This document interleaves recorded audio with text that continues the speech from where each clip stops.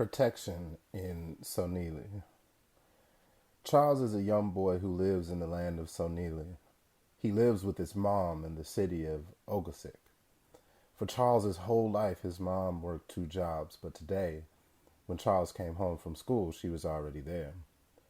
Charles knew this meant something was wrong, so he just went to sit with his mom and he hugged her. She told him that she had gotten let go from one of her jobs, but that she wasn't angry with her boss. She understood that bad times are coming, and the business wouldn't be able to afford to keep her on. Even so, she told Charles not to worry, but to look on the bright side. In a couple of days, now that she wasn't working her second job, she and Charles could go with some of his mom's friends to talk to the governor of Sonilli. She said that if they were successful in talking with the governor, they will help all of the people in Sonilli avoid the worst of the worst when this bad time hits. His mom seemed to be cheery, but Charles was worried. Though he was only 8 years old, he's a really sharp kid. He knows that his mom needed the job she just lost. He also knows that they don't often go places outside of their neighborhood, and he knows the governor's office was a long ways away.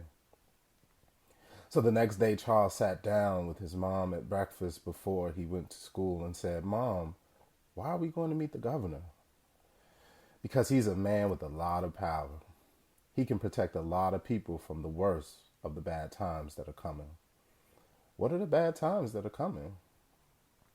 His mom looked uncomfortable for a minute. Then she said, "You know how sometimes you'll get a runny nose and a cough, and I tell you to wash your hands and cover your mouth when you cough because you might spread the germs to other people and they'll get sick too?" "Yes, Mom." "Well, there's a kind of germ that just came into Sonilli that makes people much more sick than that. It jumps from person to person, even if you don't cough on someone. So, soon, a lot of people are going to be very sick and are going to make a lot of other people very sick."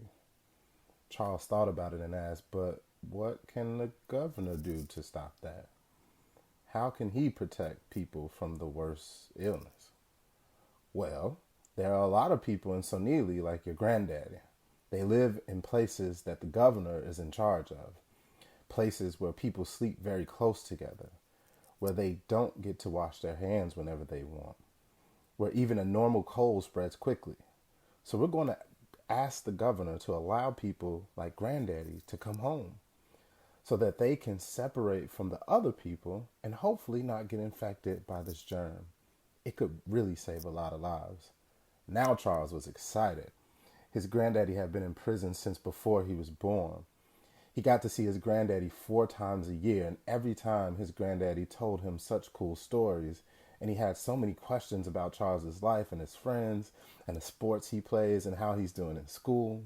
Charles's granddaddy made him feel more special than anyone else in his life. So when the day came, he and his mom's friends, and their kids, all of whom he knew from around the neighborhood, got together to take the bus to the governor's office. When they arrived, Charles was blown away. He had never seen anything like the building they walked into. He looked up and saw that way above their heads, higher than he had ever seen before. There were windows where the ceiling should be. It was beautiful, and the whole building was shaped like a circle. And there were so many stories. His mom and her friends and his friends all got in line to go on the elevator. They went all the way up to the 16th floor. When they got into the office, the whole group was ushered into a room where they sat for many minutes. They saw the governor walk by once, but he was on the phone and he seemed upset. The moms were sometimes talking politely to one another and sometimes whispering anxiously about the things that they would say and what would be the most persuasive.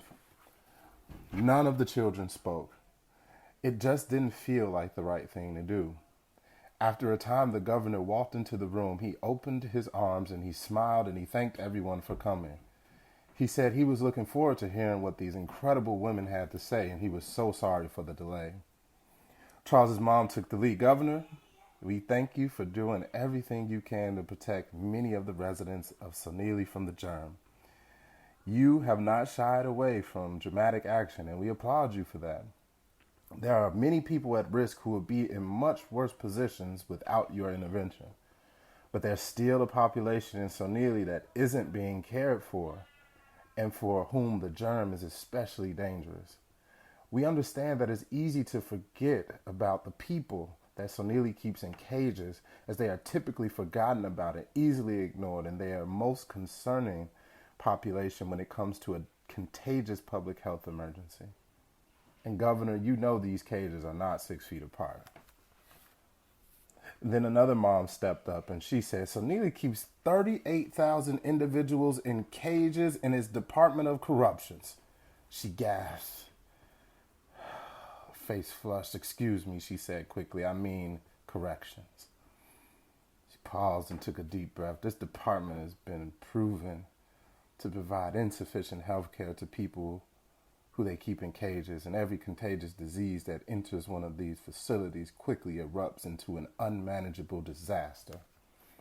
Anyone who lives in a cage who tests positive for the virus simply cannot be taken care of by the healthcare system inside. Anyone in the prison who contracts the virus and needs medical care will be sent to hospitals out in the community.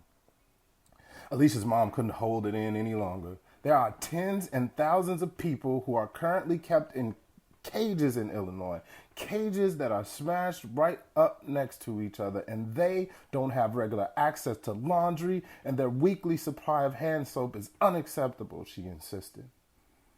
As soon as the virus makes it into even one cage, it will spread through there like wildfire. You know the health care for people in cages is very bad.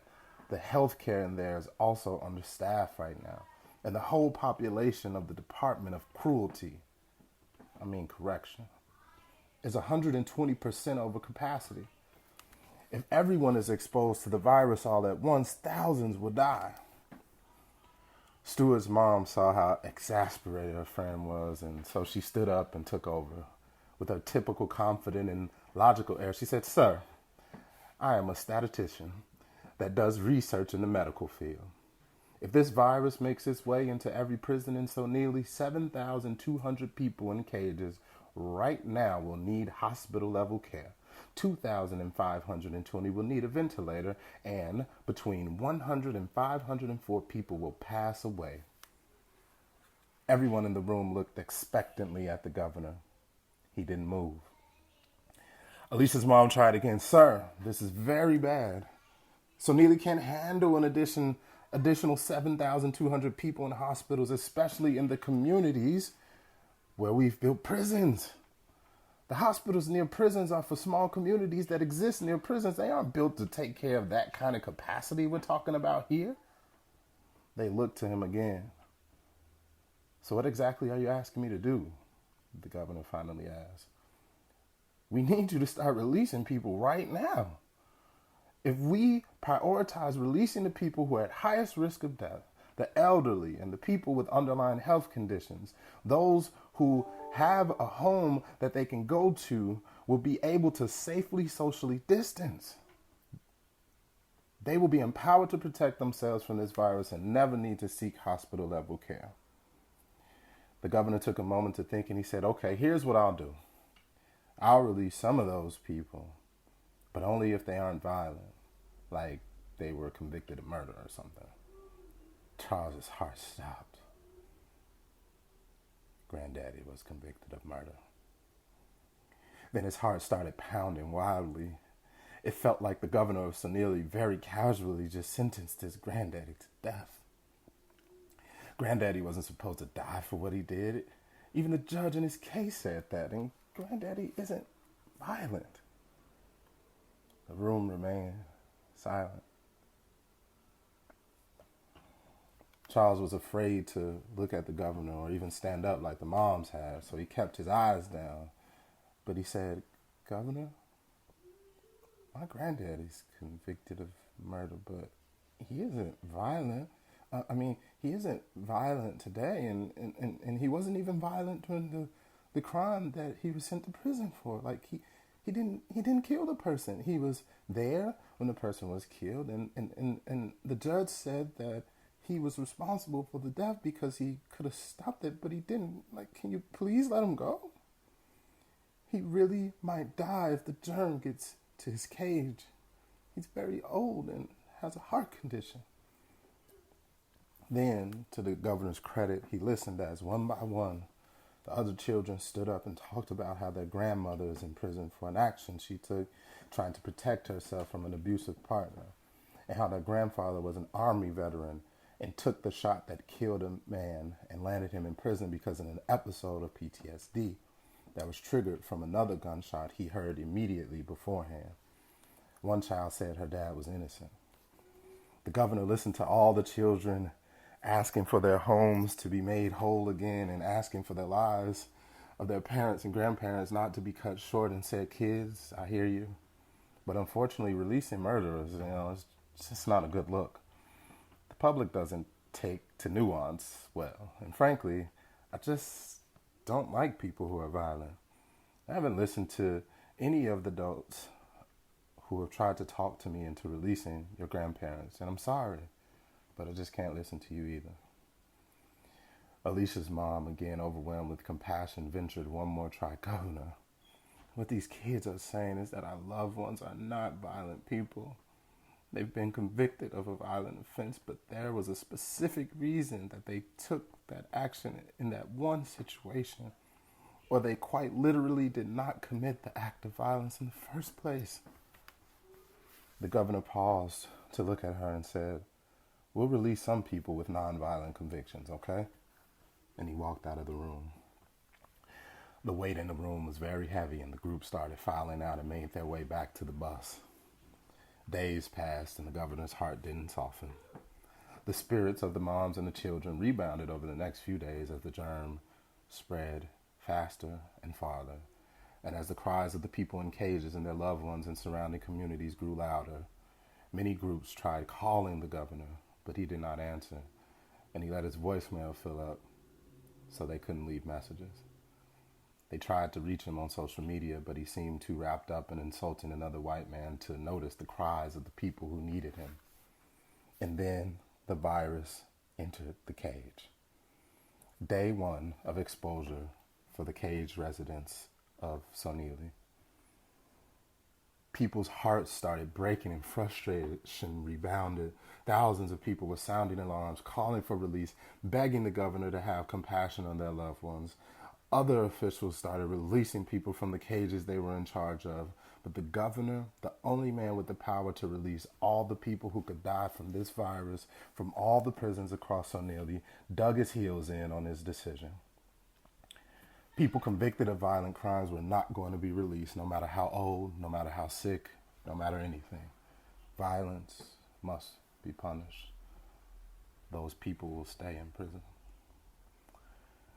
Though the governor's heart was set on continuing punishment for these people, he didn't want to appear unreasonable or unthinking, so he took a deep breath and he realized that it isn't a great look for him to send people from facility with the virus to another facility that hasn't received the virus yet. So on day 4, he decided he would not transfer the virus from facility to facility. But the same day that the governor made that call, the facility,